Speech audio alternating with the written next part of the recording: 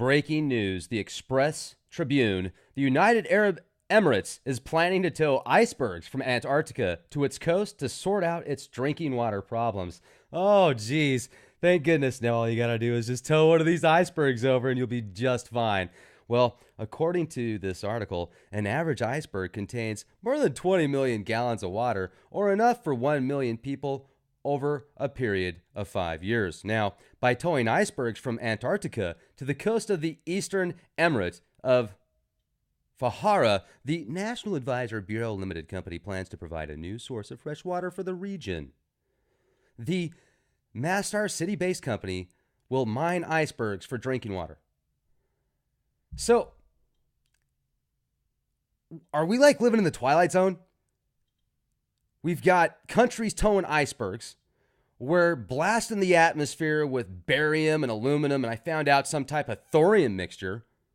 Think about that. Spraying the atmosphere with a thorium mixture. Okay, you know what thorium is, right? Look it up. It's insane. So, fluoride in drinking water.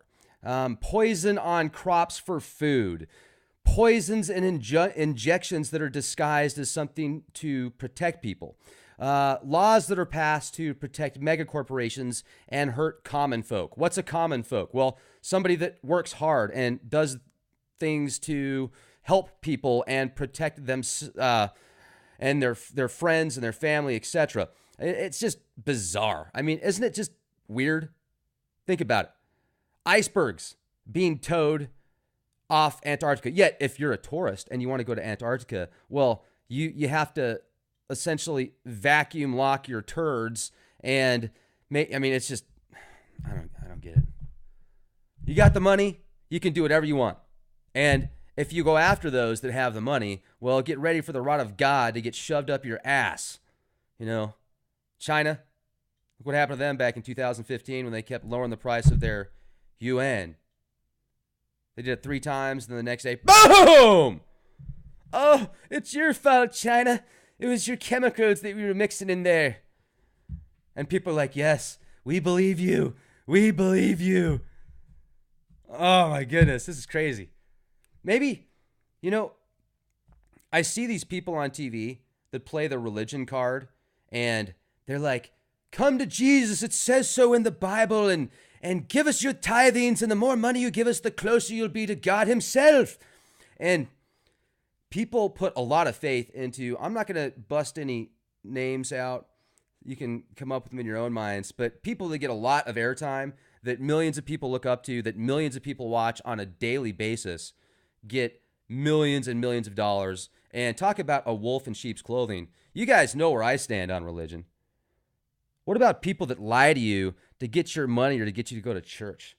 How many pastors or priests or bishops that actually teach the Bible do you think really believes what they're talking about, or is just doing what they can to get you in the door? They're sales pitching you. They're putting you together. They're telling you what you want to hear.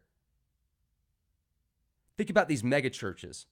And, I'll tell you, I've felt some amazing energy before at church. As a matter of fact, I'll share a story with you. Several years ago, I went to church on Easter, and literally I almost started crying. I mean, the emotions just overwhelmed me. It was incredible. Like, thinking about it right now, like, can you see that? The hair is standing up on my arms, and it was amazing. So I do feel that there's certain energy levels at specific churches, and people have the right intention the majority of the time. It's those people that I watch on TV that use these neuro-linguistic programming tactics, fear-based mind control, manipulation tactics, and they do it for the benefit of themselves and the benefit of the Dark Brotherhood, the Black Cabal. And, I'm thinking about some of these Emerald Tablets that I've been reading recently about these just extremely wicked, powerful beings that have been around far before the Anunnaki, far before time that we can even comprehend. And pacts were made with certain people, and certain people call in those entities. and the archon entities, the serpent archons that are discussed in the Emerald Tablets, not the archons that are discussed in the Nag Hammadi, but the ones in the Emerald Tablets are these serpent beings that latch on to people, and you can't see them unless you have a specific way to activate it via sound, frequency, vibration. It's incredible. So icebergs being towed from the Middle East, and welcome to the New World Order, where they love us so much that what are they going to charge for this stuff?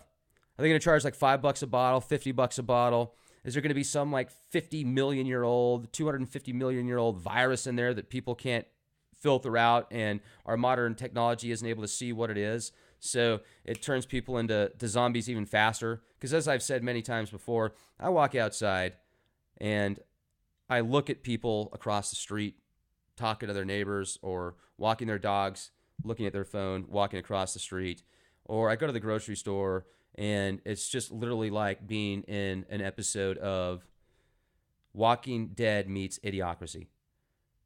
The percentages are scary.